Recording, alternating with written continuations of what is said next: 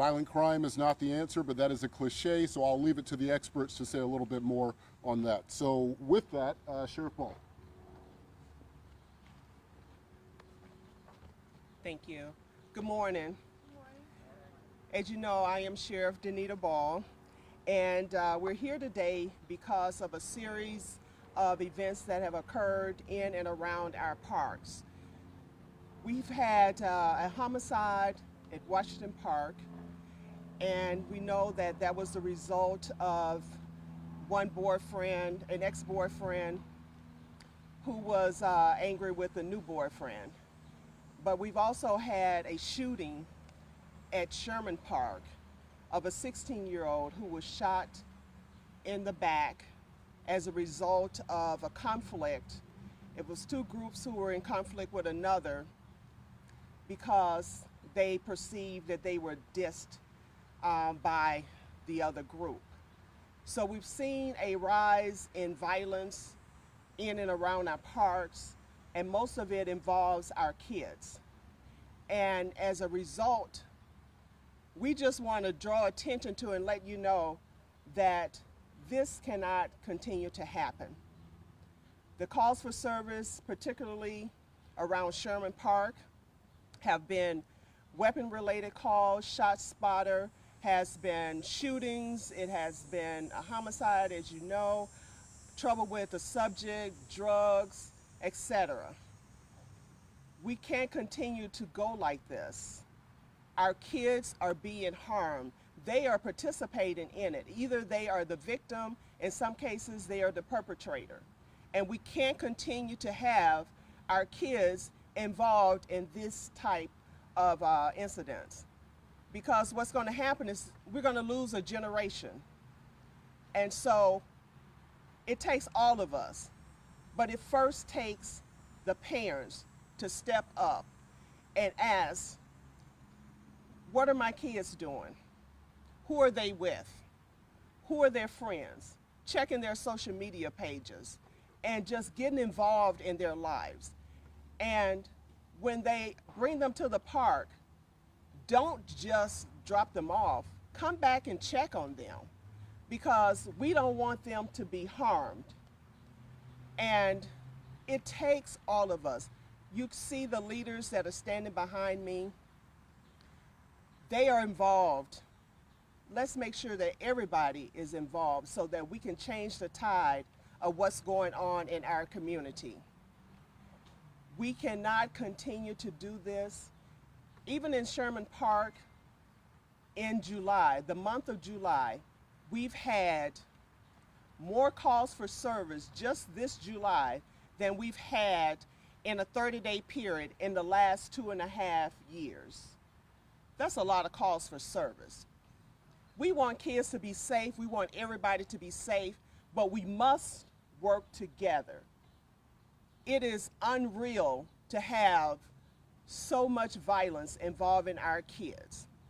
So it takes all of us. We have different groups that are coming in the park. The police is in the park. The deputies are in the park.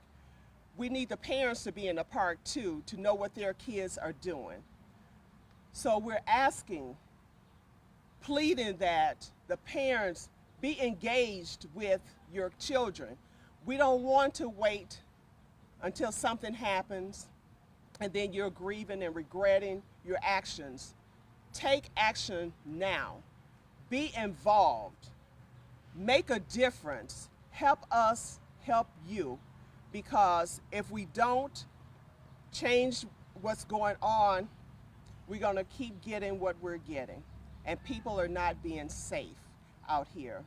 So thank you for being here. Thank you so much. I appreciate it. Thank you, Sheriff. Next up, we have City of Milwaukee Chief of Police Jeffrey Norman. You're up, sir. So I'd first like to start off by thanking Sheriff Ball for allowing us to be a part of this. This is a collective effort. This is not just one organization, not one person responsibility for the safety of not only our parks, but our city. I am very proud to stand with all these individuals behind me, both from elected, law enforcement, and also our community. But I must say this, It's not enough. It's not enough just for these individuals and the groups that we represent to do the work. All of us have a responsibility to be a part of this effort. This is the city, this is the county's part. Not one particular individual, not one particular group. As you can see, we're standing before the Boys and Girls Club of Milwaukee here in regards to the efforts they're doing in this particular part. We support that, and we need more of you to help us in regards to this lift. Public safety is not a singular group or organization's responsibility. It's all of our responsibility. We put out the plea, again, to our community, to our faith base, to our businesses, to our organizations out there who have not been involved in these efforts. We need all of you.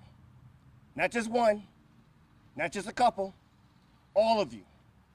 The second point I'd like to make is, again, parents, guardians, what are our children doing? What is going on in our respective homes? What is going on in our respective neighborhoods?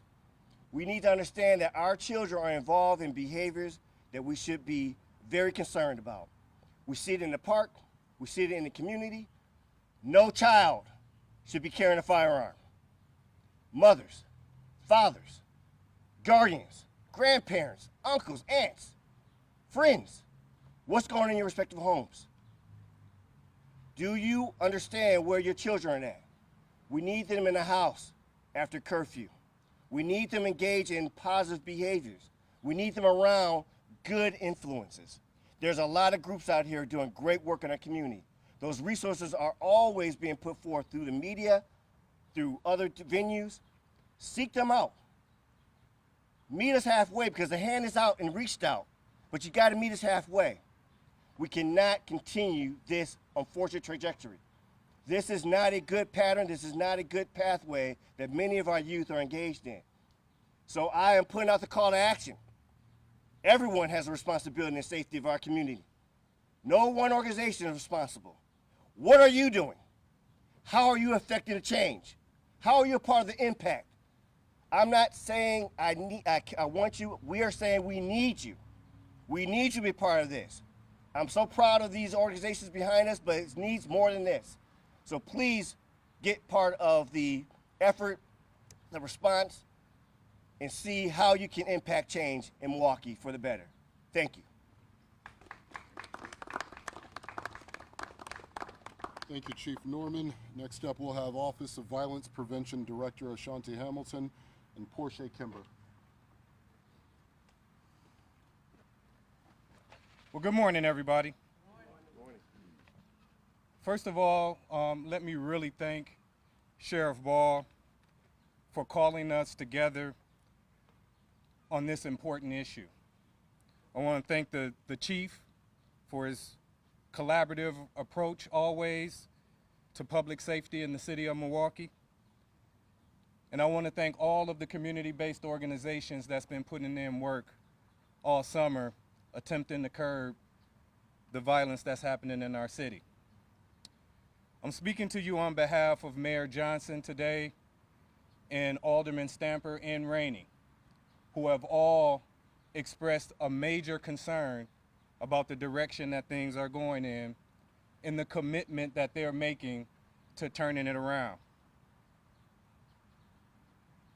And there are two major truths that we really want to deal with today. One, it is a recognition from what we've been hearing from children across the city about disappointment in adults, disappointment in systems, and the feeling that they are uncared for and unvalued. It is the commitment of all of the leaders here today, and you've witnessed this coming together in this park, that there's been a commitment to doing things differently. There's been a commitment to valuing young people. There's been a commitment to recognizing the wrong that systems have done and attempting to correct them. The leadership behind us have made a commitment to doing that. But this is also the second truth. The second truth is no one can protect your children better than you can. Uncles, aunts, big brothers, big sisters, those mentors in the people's lives that we know are out here in this park carrying weapons, and you know that they're coming to the park with weapons. The people that you are harming are too valuable to our community. These are not your ops. They belong to families. And this environment that's created right here, this amenity in the middle of the city, was created for everyone to enjoy and not a place for people to feel unsafe. So it is our call to everyone who love the people who are coming to the park. If you say that you love someone and you know that they are putting themselves in harm's way by being in a place that's dangerous, you should take it upon yourself as a person that loves that young person to be there. So we've made a call out to a number of community-based organizations to do some direct outreach to the young folks that are coming here, especially those that have been involved in conflicts in the past, to deepen the connection to try to ensure that you have the services that's necessary in order to have an impact on the young people's lives that are coming here to enjoy this park. But we want you to know that this is not a faceless blob of people. These are not statistics that we're talking about in the city of Milwaukee. You're harming real families. You're taking away valuable people out of our community that's here to help us get better. So we want you to hear from a parent who has lost a child, so that you know what you're taking away from in our community.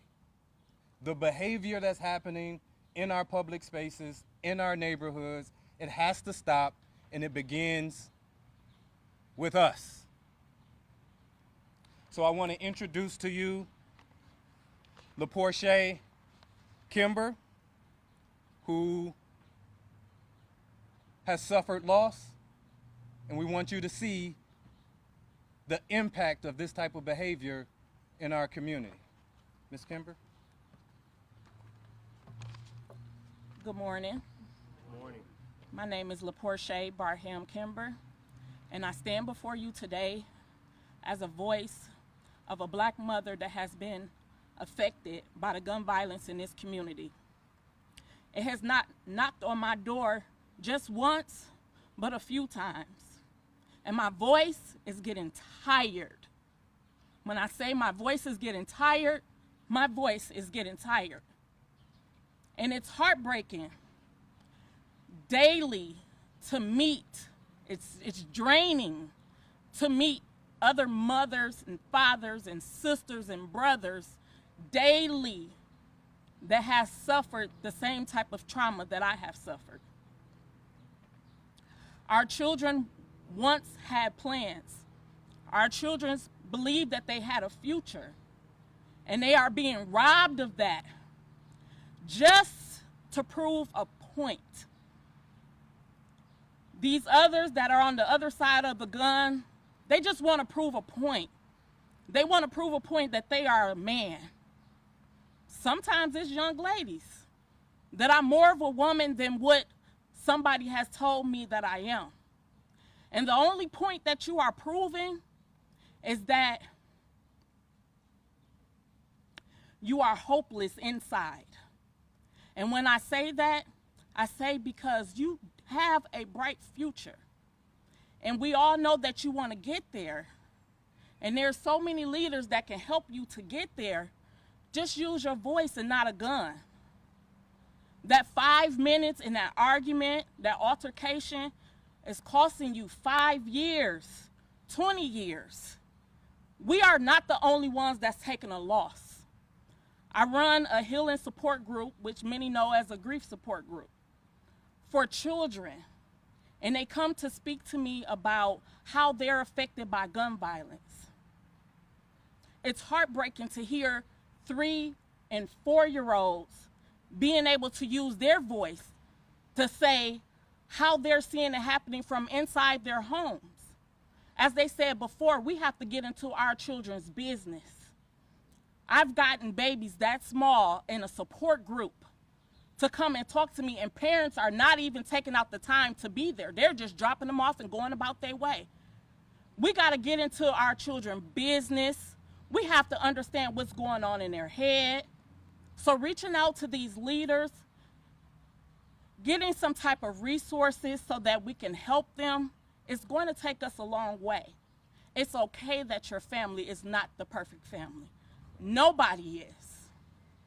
My son was not the perfect kid, but he was a good kid that deserved the future that he had ahead of him. And so is the rest of these children out here. It just breaks my heart daily, because it's like I revisit it daily as another family go to it. My brain is drained trying to figure out, Portia, how can you make a difference today? I can't do it alone. Mothers, stop waiting until you become on this side to get on our side, to make a difference, because you know what your children are out here doing. Maybe you think that your child is the perfect child, but you know what kind of friends they're hanging around. Let's sit them down. Let's talk about things that they're facing. Maybe they just need a meal, because a lot of this violence I know comes from hunger. It comes from being in abusive families.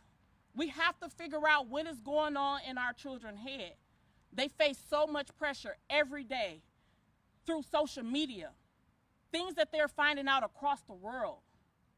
Let's talk to them about it, and maybe they'll start putting these guns down.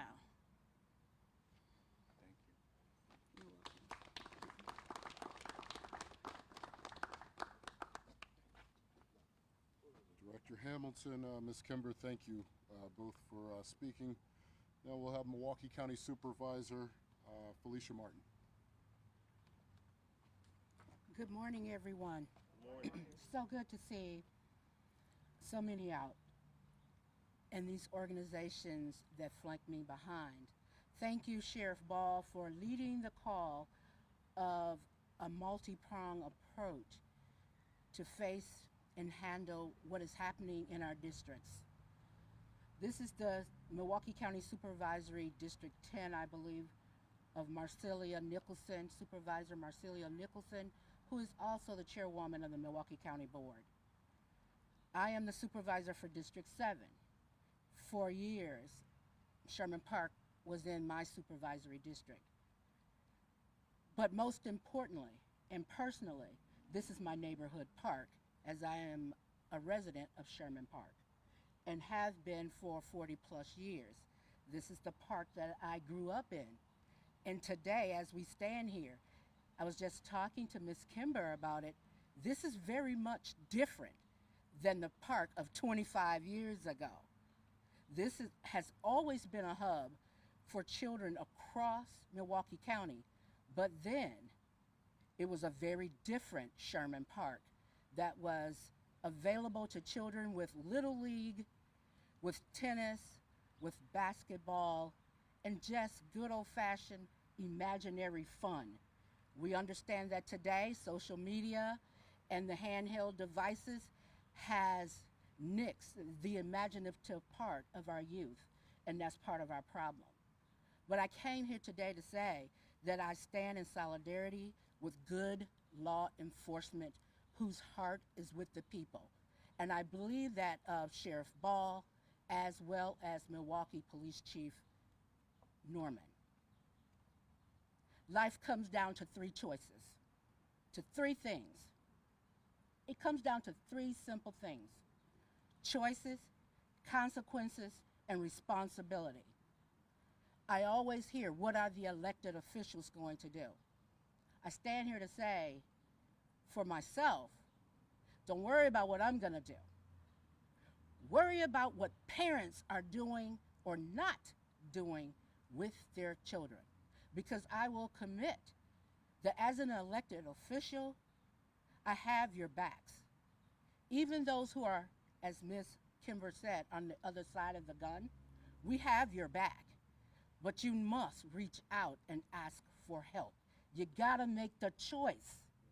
You gotta make the choice either to pick up the gun or pick up a phone. Make a choice. The consequences of your choice never just impacts you and your family. Just imagine being at a river and dropping a pebble. That water doesn't just sit there. You see the ripples goes out. But what you never see, after those ripples goes out, the top of the water is calm. But oh baby, underneath, there is a turmoil that's going on underneath. And that is what we as elected officials, community leaders, law enforcement, and particularly our African American community. I say particularly because that's where it's home for me as an African American woman. We want to come together with you, and a critical piece that I see missing is our faith-based community. As part of our civil rights struggle, and that struggle did not end with the 1965 Voting Rights Act.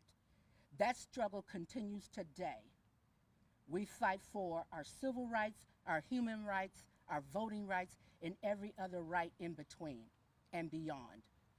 We must, Milwaukee, come together as a community. And if you're sitting somewhere and you say, well, it's not my neighborhood, oh, just wait, because it's coming. As I said in the analogy of watching the pebble and the ripples, ripples don't know district boundaries. Ripples don't know city boundaries.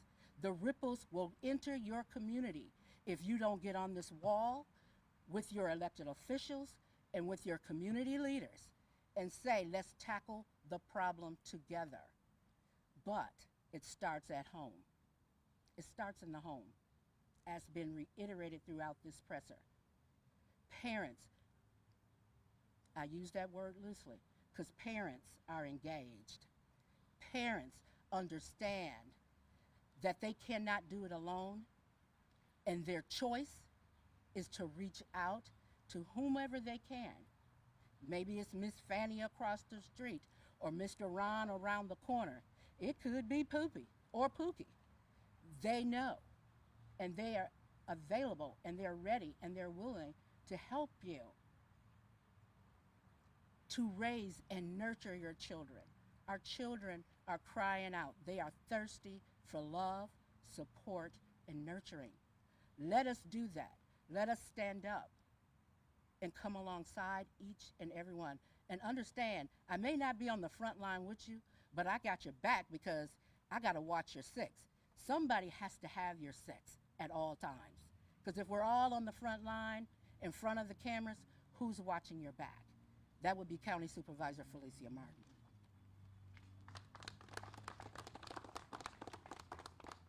Thank you, Supervisor Martin. County Executive David Crowley could not be with us this morning. In his stead, we have Regina Wai from the Department of Health and Human Services. Good morning, and thank you to Sheriff Paul for allowing me the opportunity to share some information about Milwaukee County's Credible Messenger program. I first would like to extend our sincerest condolences to the families that have been impacted by recent incidents. We're holding them in our hearts. A critical component to a young person's success is enhancing their family relationships and relationships with those in the community. Milwaukee County Credible Messenger program is a key strategy that provides mentorship and helps young people to establish meaningful relationships with adults that can help guide them with making better choices. There has always been people doing this work, and it's built on community relationships. The Credible Messenger program brings together community partners, formalizing collaborations around intervention. This allows us to be able to maximize our resources and connections to help support young people. Credible Messengers is a proven strategy with promising pilot program results. Of the 65 youth that participated in the Credible Messenger pilot program, 77% desisted since they began the program. Youth were engaged with the pilot program on an average of 16 weeks. We know this is encouraging, and we also know that we need to do more. We're in the process of expanding the Credible Messenger program to specifically serve girls with a partnership with Glow 414. We're creating a response team, a coordinated effort to respond to youth public safety situations. And beginning the middle of August, we will begin taking referrals from the community. Our goal is to continue to grow the collaboration and partnership with the community, to be a valuable resource and a preventive response to the youth justice involvement. Our hope is the Credible Messenger program will bring people together in a way that has not been done before in Milwaukee County. Lastly, I would like to thank the Credible Messengers and all of the good work that they're doing in the community and their agencies. Running Rebels Community Organization, 414 Life, West Care, Wisconsin, Milwaukee Christian Center, and the Youth Advocate Program. Thank you.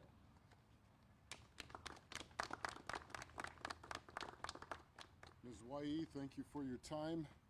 As we are in her backyard, I'd like to invite Kathy Thornton Bias, Chief Executive Officer, the Boys and Girls Clubs of Greater Milwaukee.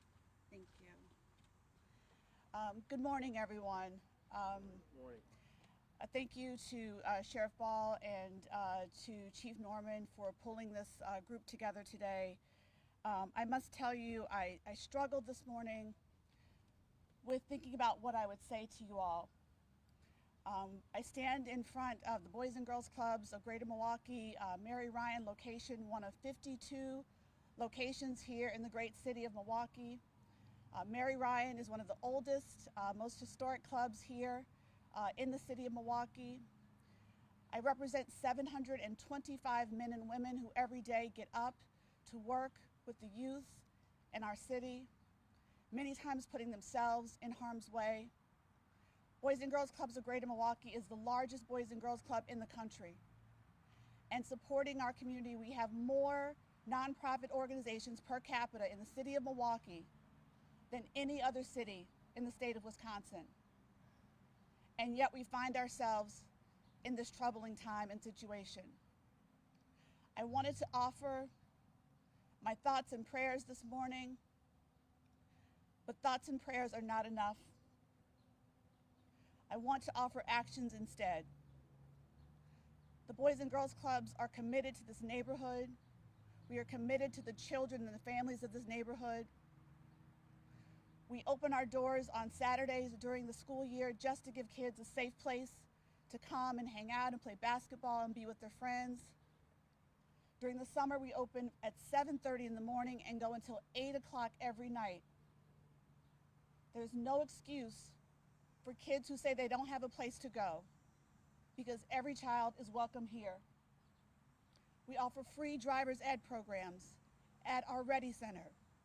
And for any of you who have teenagers, you know driver's ed is almost a $600 expense, and we offer that for free. We serve over 1.5 million meals a year in the city of Milwaukee, and we are not a food pantry. But we know that children need nourishing foods to think and learn and make good decisions. So what's the problem? The problem is we have the capacity and the will and the desire and the drive to serve more children.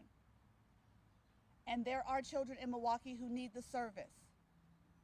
Please bring your children, your foster children, your nephews, nieces, grandchildren, godchildren to the Boys and Girls Club, or to Running Rebels, or to COA, or to the Y. Bring them somewhere, because where they are is not working. Where you have left them, where they have decided to go, where they choose to go, is not working. I'm a mother of 3 African American boys, and they are doing well by the grace of God and my strong hand. And there are times where we don't want to be strong with our kids. We want to be our kids' friends, and my kids will tell you, I am not their friend, I'm their mother, and they get one of me. We have clubs for every kid. We have bilingual staff. We have staff who identify as transgender and LGBTQ.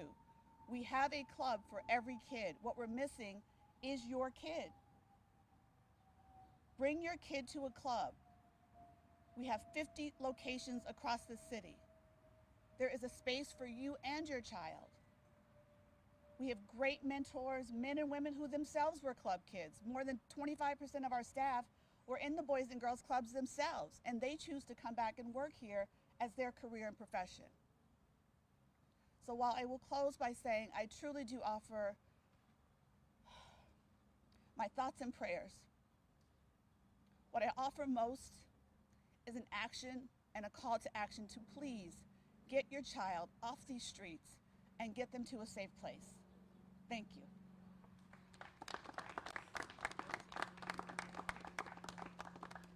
Ms. Thornton-Bias, thank you very much. Sheriff Ball, would you like to offer a recap?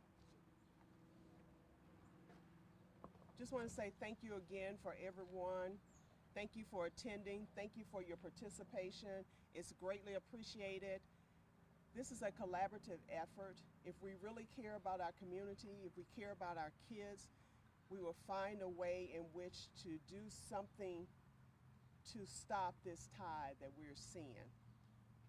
If you feel that you need to report something that's going on in the community, we have an Atlas One app.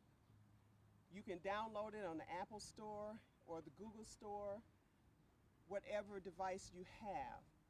But just don't just turn your head, and just don't just say, I wish somebody would do this or that. Why not let it be you? So thank you again for this opportunity, and we're opening it up for questions. Yes, just to reiterate the point the sheriff just made about Atlas One, if you are not familiar with it, there's a QR code on this board that is live, it is active, it can be scanned to download the app, and the tips, the notifications the sheriff referenced can be made anonymously through the app. So Sheriff Ball, Chief Foreman, this is probably a question best for both of you. Where are these kids getting these guns? Good questions. A lot of times they're getting them. Sorry about that. Good questions. A lot of times they're getting them from their homes, or they're getting them from friends, and then they're passing them around. And then they don't know the importance of gun safety because they shouldn't have a gun. And as a result, they end up harming themselves or harming others. So it's, unfortunately, it's really easy to get a gun because all you have to do is look at your own home. Let me add to that. So we need to make sure that we have a better understanding of this issue that we have with firearm violence. It's not all firearm violence. There's also firearm negligence. Parents or people leaving guns available for children to think it's a toy. It's not a toy. In fact, we need to make more commitment to talk to our kids about if you see something as a replica gun, a real gun, don't touch it. Go get a parent, go get an adult. But on the other side is parents, guardians, people who want to carry that responsibility of firearm, be responsible. We give out gun locks. There's all type of gun safety programs out there because children are shooting each other because of the negligence. So there is gun violence from guns being stolen from homes, being passed around, and also cars where people are leaving their weapons within their vehicles. We need to make sure that we're doing everything we can do to prevent those particular type of situations, because that is also contributing to unfortunate harm to our youth and our community. I have a question. Is there anything the city of Milwaukee is doing? I know there's a lot of youth violence, but what about the violence for our older black men? Is there something that the city of Milwaukee Police Department is doing to make sure they're keeping a trail on, like, people in their 30s? There's a lot of young black men in their 30s dying. I know our youth are dying too, but let's not just forget the fact that we have older black men that are still involved in gun crimes, and let's just not ignore that fact either. Is there something like in place for where older people can reach out if they're having conflicts or things like that?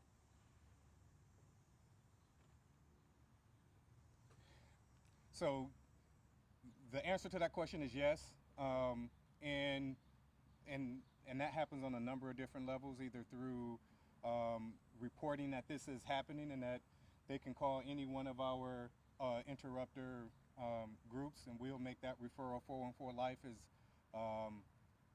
the group that specializes particularly in that age group. So that's happening, and there is outreach even to that communication around that population around gun safety and access to gun locks for that group too. But for that demographic, a lot of them are looking for alternatives to the lifestyles that they're in. So we're also engaging a lot of our employment partners about alternatives to the lifestyle that make them feel like that they have to carry in order to feel safe. So there is attention to that space too. When it comes to safety, what can you tell families who live around Sherman Park and other parks who want to use these parks, as you guys in your report more serious violent crimes, in particular in Sherman Park, a big jump this July compared to last July? So let's be responsible for our safety. Like we said before, it takes all of us. We have over 150 parks that we're responsible for, but there's only a handful where we see that there are more calls for service. And so if you see something, I mean, it's cliche, but say something, be responsible. If you see kids that are acting up, don't just say, oh, that kid is doing this. Try and have a dialogue with them and see why they're doing that. Sometimes they're acting out because of trauma, but we're trying to make it safe not only for the youth, but for the parents who want to bring their kids to the park and play, for the youth who wants to walk around and get exercise. We want to make it safe for everyone, but everybody has a part to play. And if they see something, please say something. Not sure if this would be a question. I mean, I'd like it to be a question for you, Sheriff, and you, Chief, and Ms. Kimber, and Mr. Hamilton. How do you break this cycle when you see kids involved in violence, and a lot of times, I mean, we see it through court filings and investigation narratives of a lot of times kids are following the role models that they have in their lives, and you can bring a horse to the water, like Ms. Kimber said. We want you to be a part of our programs, but if you're dropping your kids off and then you're, leaving, you can bring a horse to water, but you can't get him a drink. So how do you break that cycle? Because we see this time and time again of families being re-victimized through this violence, and even in some ways condoning it and glorifying it in some way. We have to be intentional about our love for our community, our love for our kids. We have to get involved in their lives. We have to question them. We have to do our own homework. We can trust, but let's verify. And so if we don't do that, then we're, like I said before, we're going to lose a generation. But it takes all of us.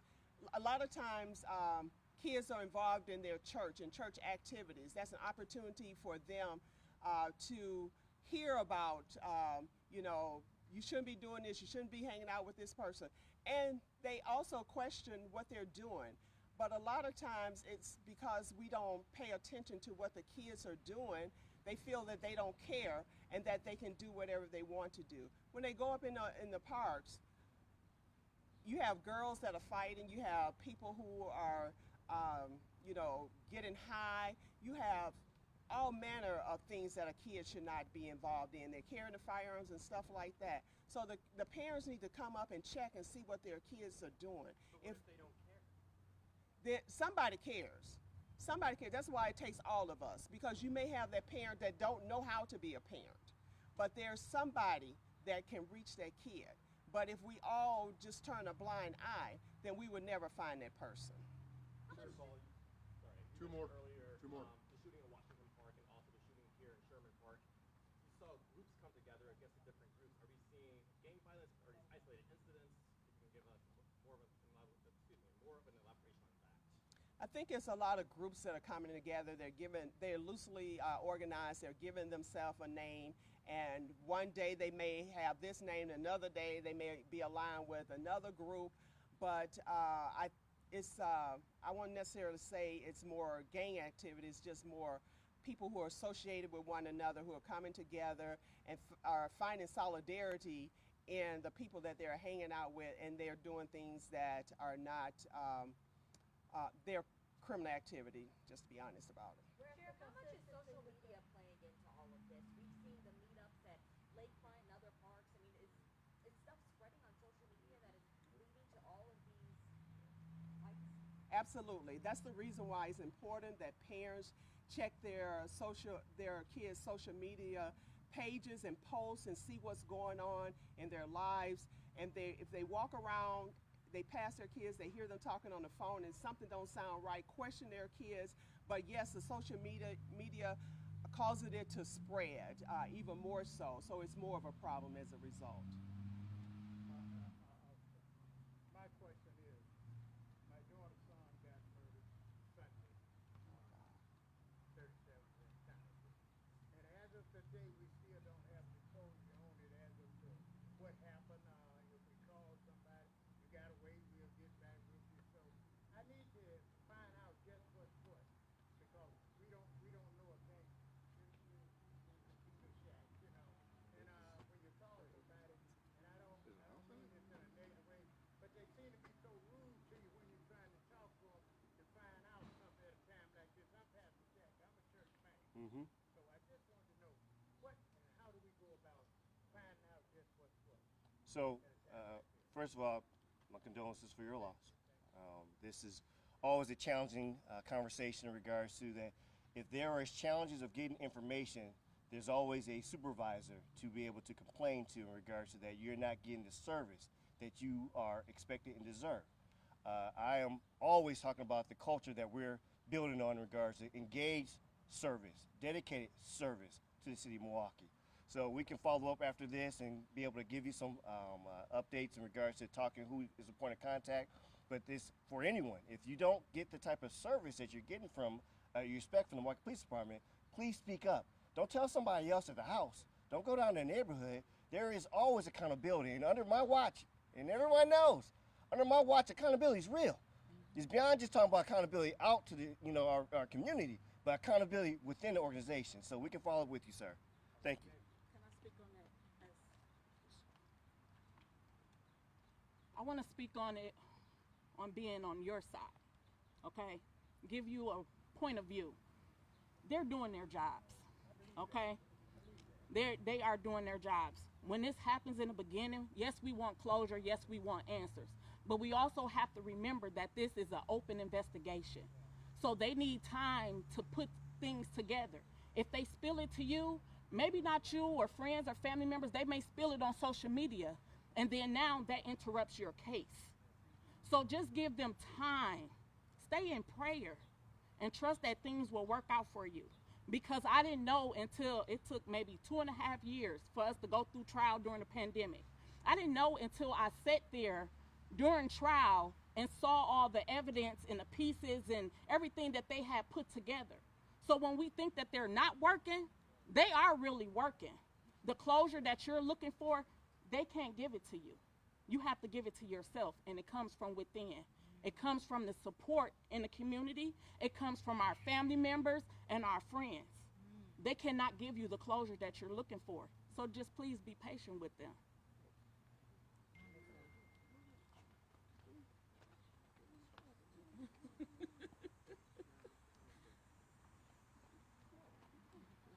Good morning, everybody. My name is Pastor Ricky Price, Sr. I'm a chaplain with Milwaukee County Sheriff's Office. I'm in this community, been in the community for over 51 years. I talked to Chief Lipsky this morning. My son is a firefighter, lost a firefighter. I open myself to this community. If you need someone to talk to a pastor, talk to a chaplain. My church is 4300 North Green Bay Avenue. And I want to read this real quick. Mount Zion Assembly Church presents to Officer Eric Santiago. On June 19th, 2023, you saved a life. One of my church members was shot in the neck. This young officer been on the job 3 months. He went to Freighter Hospital with her. He kept his finger compressed to the wound. Sunday, August the 6th, at my church, at 12 noon, we're going to honor this officer, Officer Eric Santiago.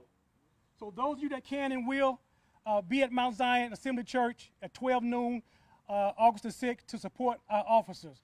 Again, if someone is in trouble, if someone is hurting, you need to know who can they get help from. Talk to a pastor. I'm a chaplain with Milwaukee County Sheriff's Office. I am available to talk. I talk to letter carriers, police officers, firefighters.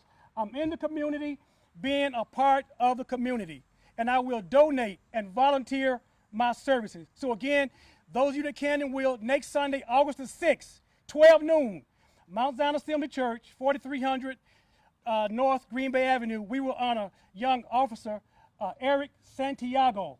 He's been on the job 3 months. Thank you. Thanks, Chaplain Price, Sheriff Ball, Chief Norman, all of our speakers today. This concludes the formal portion. If you'd like to speak with someone, pull them aside. Thanks all for coming. Everyone back here, the mics are hot, so if you all are going to talk.